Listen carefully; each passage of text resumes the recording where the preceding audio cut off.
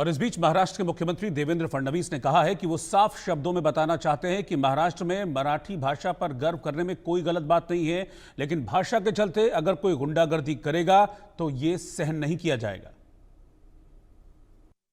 मैं बहुत स्पष्ट शब्दों में बताना चाहता हूं, महाराष्ट्र में मराठी भाषा का अभिमान रखना ये कोई गलत बात नहीं है, लेकिन भाषा के चलते अगर कोई गुंडागर्दी करेगा तो इसको हम सहन नहीं करने वाले।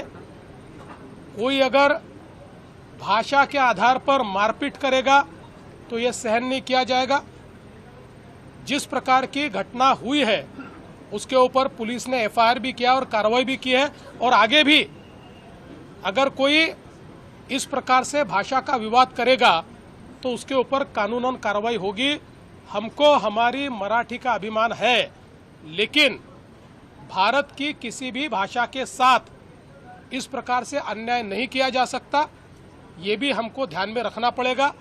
और मुझे तो कभी कभी आश्चर्य होता है कि ये लोग अंग्रेजी को गले लगाते हैं और हिंदी के ऊपर विवाद करते हैं।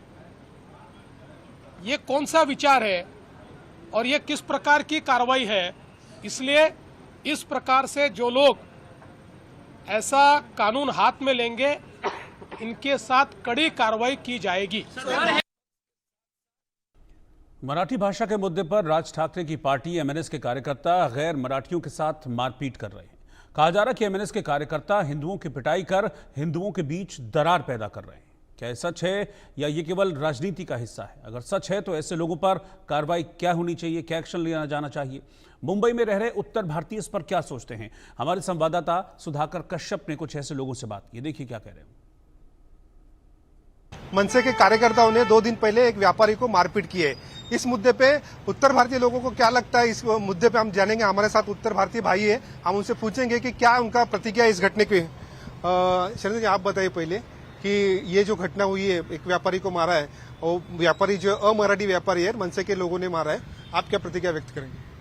प्रतिक्रिया ऐसी है कि जो बाबूलाल चौधरी जिस व्यापारी को मारा उसका नाम था, हमने भी मीडिया में देखा, न्यूज में देखा, उन्होंने कुछ कल पूरा उनके मनसे ने जो मारा उनके विरोध में पूरा हड़ताल किया था और 5000 लोगों का मोर्चा प्रशासन के ऊपर वो लोग लेके गए थे और पुलिस डिपार्टमेंट के ऊपर कि जो भी ऐसा काम करता है उसके ऊपर कार्रवाई होनी चाहिए।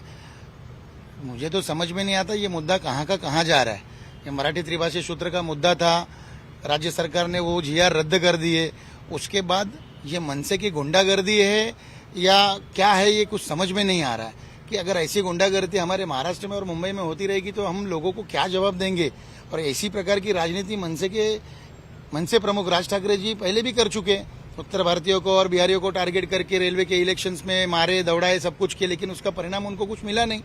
अगर उनको उसका कुछ परिणाम मिलता और उससे कुछ इनकी पार्टी को फायदा होता तो अगर वो ये सब काम करे तो समझ में आता है। आज मराठी लोग भी शिक्षित है, बाकी अन्य भाषाओं के लोग भी शिक्षित है, उनको ये सब पता है कि ये सब सिर्फ राजनीतिक मुद्दा है और मुद्दा कहाँ से शुरू हुआ और ये मुद्दा कहाँ पर गुंडागर्दी पे जाकर के खत्म हुआ, ऐसे महाराष्ट्र की नीति नहीं है। इसलिए हम राज ठाकरे जी से विनती करना चाहते हैं कि आप अपने कार्यकर्ताओं के ऊपर कहीं ना कहीं तो लगाम लगाइए और सरकार से ये मांग करना चाहते हैं कि ऐसे काम जो ऐसे कृत्य करते हैं, जो ऐसे गुनाह करते हैं, उनके ऊपर ऐसी धाराएं लगाई जाए जो अवेलेबल ना हो, ताकि उनको वो लोग जाकर के किसी भी व्यापारी को किसी भी मुद्दे पे मारेंगे और उसका वीडियो निकाल करके सोशल मीडिया पे डालेंगे, इसका मतलब ये बहुत बड़ा गुनाह है। ये ऐसा गुनाह है कि जिसपे जैसे अवेलेबल ऑफेंस ना हो, ऐसी हमारी सरकार से मांग है ताकि उनके ऊपर कार्रवाई हो और इसके आगे से ऐसी घटना कहीं भी पूरे शहर में, पूरे मुंबई में ना हो। दीपक जी, आप मराठी है, आपको क्या लगता है ये जो अभी जो एक व्यापारी को जो मारा है, मारवाड़ी व्यापारी है, इसको मराठी नहीं आती इसके लिए मारा है? देखो, ये जो मुद्दा जहां शुरू हुआ कि मराठी महाराष्ट्र में होनी चाहिए नहीं होनी चाहिए, तो ये सवाल ही नहीं आता कि दूसरी कोई भाषा का हम विचार करें या ऐसा सोचे।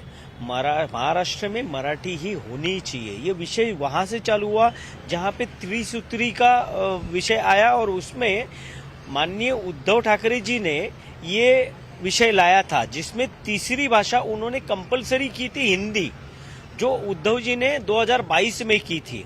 अभी ऐसा है, ये जो अभी की सरकार है, वो अभी के सरकार ने वो कायदा रद्द किया और उन्होंने तीसरी भाषा वह और 22 भाषा, इसमें से कोई भी चुनो। इस विषय का ये विषय हुआ था। इसके बाद ये महाराष्ट्र नवनिर्माण सेना वाले अगर अमराठी लोगों को मारते हैं और ऐसा कुछ करते हैं तो उससे होगा कुछ नहीं है। जैसे मैं मराठी हूं, देखो हम मराठी भी पढ़े लिखे सीखे हैं, ठीक है। ये मराठियों का फायदा पूरे ये ठाकरे पार्टी, जो दोनों ठाकरे, इन्होंने कैसा लिया ये हमने आंखों से देखा हुआ है कि इनके महाराष्ट्र नवनिर्माण सेना के पहले फटके में 13 आमदार आए थे। इनका काम ही सही नहीं है, इसलिए इनको वापस चुना नहीं गया। आज तो एक भी आमदार नहीं है।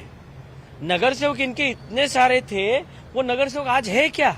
कोई भी नहीं है। इनका काम करने का तरीका ही गलत है। ऐसा नहीं होता। हम इसके विरोध में नहीं है। हमारी ये मराठी महाराष्ट्र की जनता इसके विरोध में नहीं है कि हिंदी और ये सब करने।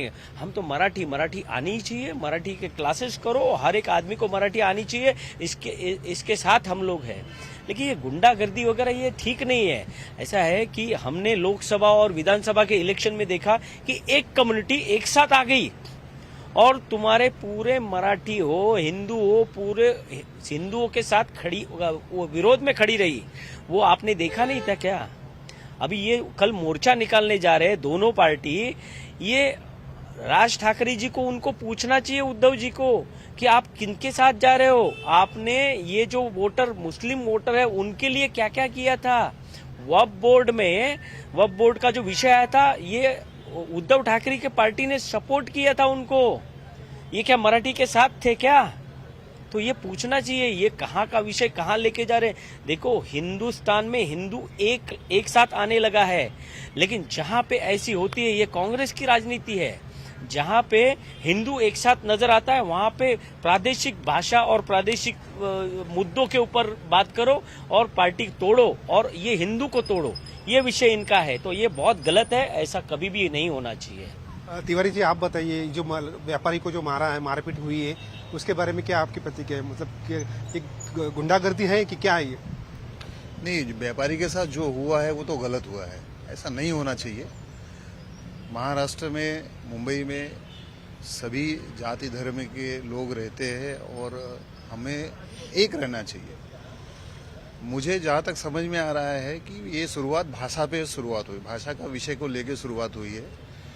तो मेरा ऐसा मानना है कि भाषा है ये जो दो संस्कृति को जोड़ती है, संस्कृति को जोड़ती है। जैसे कोई हिंदी भाषी है, कोई मराठी भाषी है, कोई गुजराती भाषी है, तो आखिर तो सब हिंदू ही हैं। हम भाषाओं में मतभेद क्यों कर रहे हैं? भाषा एक माध्यम होता है प्रेम का, एक माध्यम होता है संस्कृति का। और अगर पूरी तरह से हम पिक्चर देखें हिंदुस्तान का, तो सारी भाषाओं को मिलके जो एक देश बनता है। आज मुझे ऐसा समझ में आ रहा है कि देश को तोड़ने की नीति चालू हो गई है, अलग अलग भाषाओं का विषय लेके। हम यहाँ